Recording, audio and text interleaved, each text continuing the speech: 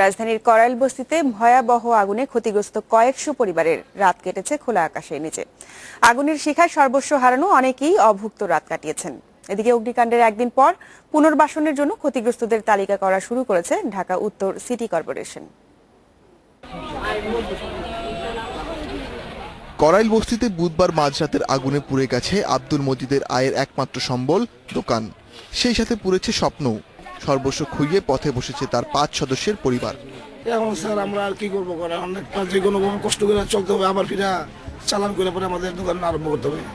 ঢাকার অভিজাত এলাকা গুলশান বনানীর বুকে গড়ে ওঠা করাইল বস্তি পোশাক শ্রমিক, রিক্সা চালক সহ নিম্ন আয়ের বহু মানুষের ঠিকানা।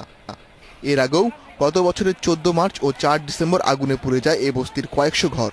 থাকবাই পোড়া জায়গায় আর কি করবো। ওইখানে একটা খালি মাঠ আছে, ওই খালি মাঠের ভিতরে বাচ্চাকে নিয়ে দেখা যায় দাঁড়ানো অবস্থায় ছিলাম। অবৈধভাবে গড়ে ওঠা বস্তিটির জমির মূল মালিক বিটিসিএল আদালতের আদেশ নিয়ে 2012 সালে প্রায় 400 ঘর উচ্ছেদ করে। তবে অভিযান শুরুর পরের দিনই রাস্তায় নামে কয়েক হাজার মানুষ। বস্তিবাসীর অভিযোগ, উচ্ছেদ করতেই পরিকল্পিতভাবে আগুন লাগানোর ঘটনা ঘটছে।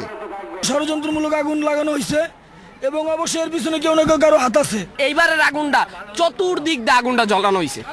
অবশ্য বস্তিবাসীর এমন অভিযোগ উড়িয়ে দিয়েছেন ঢাকা উত্তর সিটির মেয়র আনিসুল হক।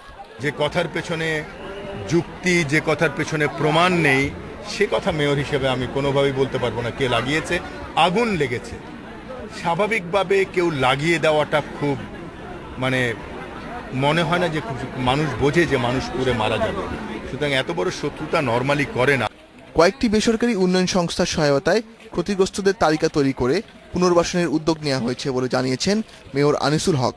ক্ষতিগ্রস্তদের খাবারের ব্যবস্থাও করছে সিটি কর্পোরেশন।